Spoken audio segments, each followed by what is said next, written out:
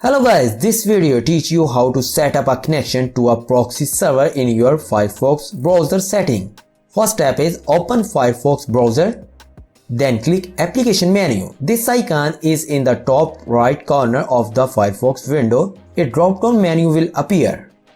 Then click settings. You should see this option is the bottom of the drop down menu. Then click journal. It's a tab on the left side of the Firefox window. Scroll down to the network proxy section. It's at the very bottom of the Firefox page. Then click settings. Check the manual proxy configuration box. This option is near the top of the window.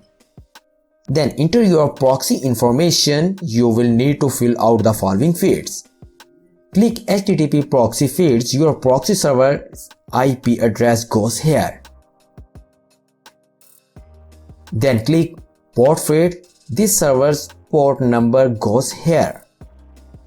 Check the use this proxy server for all service protocols box. Then click OK. It's at the bottom of the window. Doing so will save your setting. There is also a problem with this video, so ask about these comments. Any problem related to social media and internet, let them know in the comments bar so that a video can be made on it.